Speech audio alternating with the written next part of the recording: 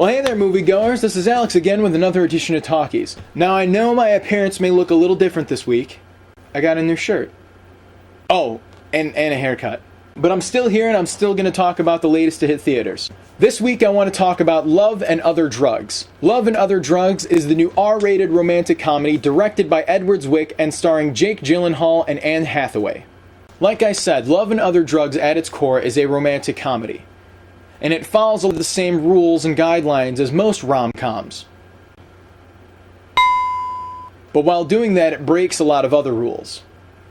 So that keeps it interesting and fresh. First off, I'd like to talk about Jake Gyllenhaal.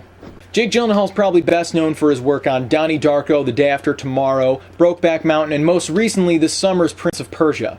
I've always been a pretty big fan of Gyllenhaal's. Not for any reason in particular, I just think he's a very capable actor who likes to branch out and do different things. In Love and Other Drugs, he does a great job at playing your classic male lead in a romantic comedy. He's very promiscuous and he's a lady killer, and then he meets someone and has a change of heart. So sweet.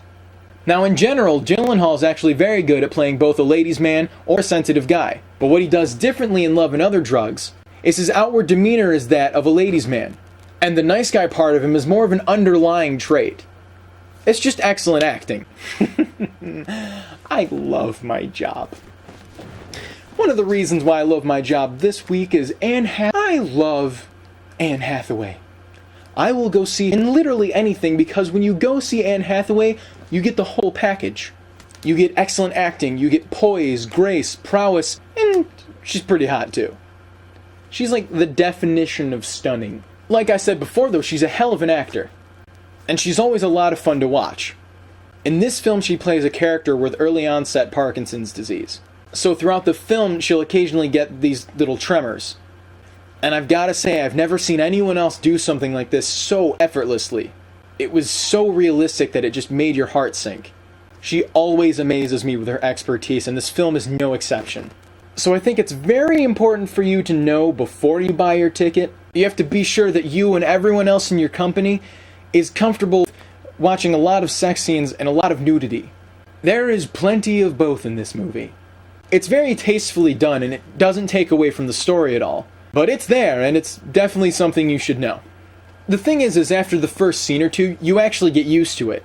It becomes old news, it just becomes part of the story. I think that as far as romantic comedies go, this one is the most different and well acted I've ever seen. It gets a bit sad, but at the same time, you know that everything is going to be alright in the end.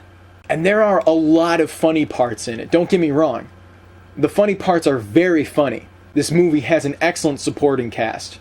In conclusion, I would like to give Love and Other Drugs a 9 out of 10. If you like feel-good movies, if you like romantic movies, if you like all-around romantic comedies, then this is definitely a movie you should see. So that is it, moviegoers, for this week's edition of Talkies. Signing off for FingerLakes1.com, my name is Alex Sinacropi, and what I really want to do is direct. I'll see you guys later. FingerLakes1.com. Come on over to